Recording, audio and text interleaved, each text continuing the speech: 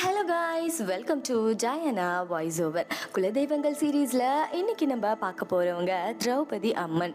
இந்த திரௌபதி அம்மன் வேற யாரும் இல்லை, மகாபாரதத்தில் பஞ்ச பாண்டவர்களோட மனைவியாக வாழ்ந்த திரௌபதி தான்.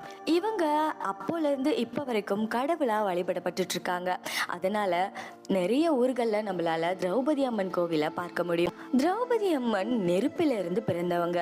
அவங்களுடைய கோபம் அணைக்க முடியாத தீ அப்படின்னு சொல்லப்படுது. ஆனா அவங்களுடைய பாசம் ஒரு அம்மாவுக்கு நிகரான பாசமா இருக்குமாம். அநியாயத்துக்கு எதிராக போராடுறவங்க இந்த திரௌபதி அம்மனை மனசார வழிபட்டா அவங்களுக்கு நீதி கிடைக்கும் அப்படின்னு சொல்லப்படுது. குடும்ப சுமைகள் குறையணும், தீராத கஷ்டம், அவமானம், இந்த மாதிரியான விஷயங்களை சரிப்படுத்துறதுக்கு திரௌபதி அம்மனுடைய வழிபாடு ரொம்பவே அவசியமா இருக்கு.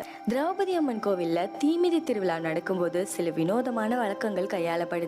அது என்ன அப்படின்னா, தீ மிதிக்கிறவங்க ரொம்பவே நேர்மையா இருக்கணுமா. ஒருவேளை அவங்க பாவிகளா இருந்தாங்க அப்படின்னா தீ மிதிச்சு முடிக்கிறதுக்குள்ள திரௌபதி அம்மனோட கோபத்துக்கு ஆளாகி அங்கேயே எரிஞ்சு சாம்பல் ஆயிடுவாங்க அப்படின்னு மக்களால் நம்பப்படுது. இதை பற்றின உங்களோட கருத்துக்கள் என்னன்னு கமெண்ட் செக்ஷனில் கமெண்ட் பண்ணுங்கள். தேங்க்ஸ் ஃபார் வாட்சிங்.